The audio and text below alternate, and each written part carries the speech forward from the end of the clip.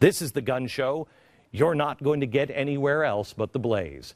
Reason over fear. With me now is David Barton.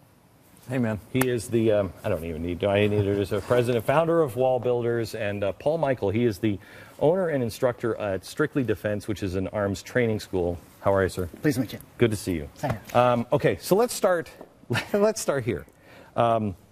Which one is, what's the difference between these two guns? Because this is an assault rifle, and this is a .22.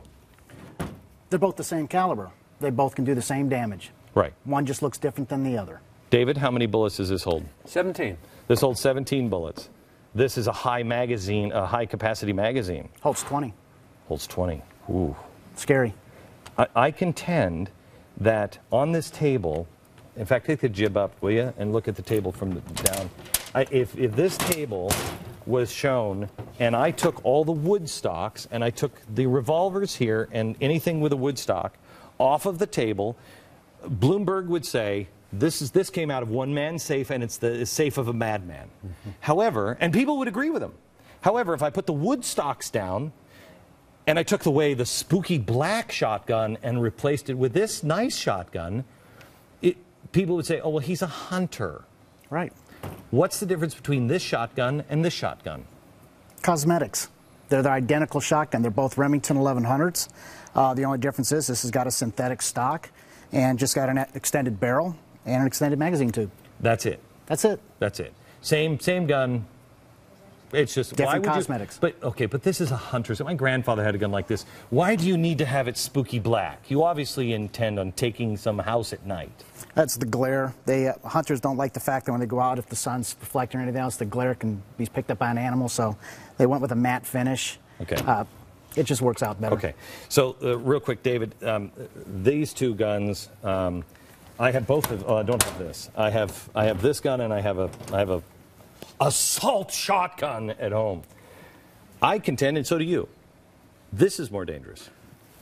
I'll take this over that every time. Right. If I'm in a duel, Explain I'll why. take this over.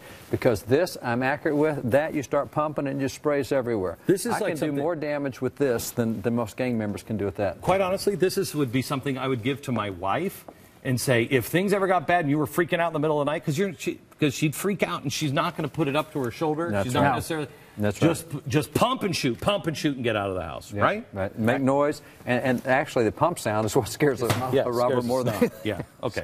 All right. So let's go through some of these. Clip and magazine. Let's just hit the really important ones.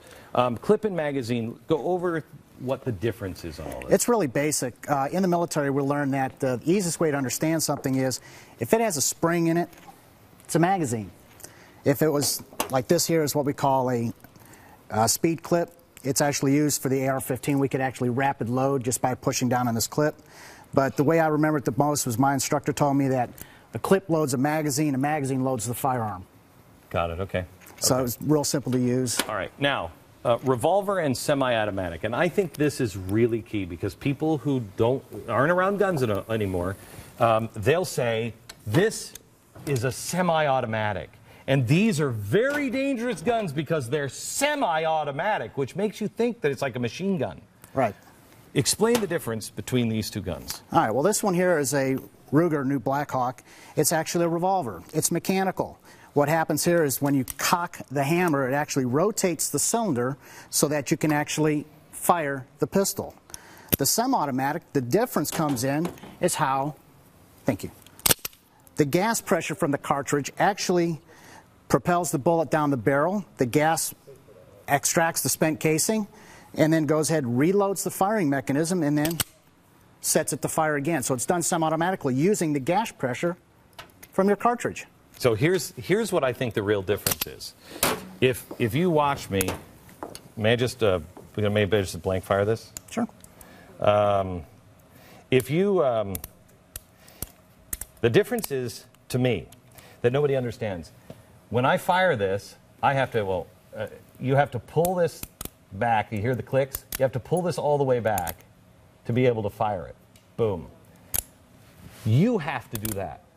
But David, you can, as we'll see later on the show, you can do that really quickly.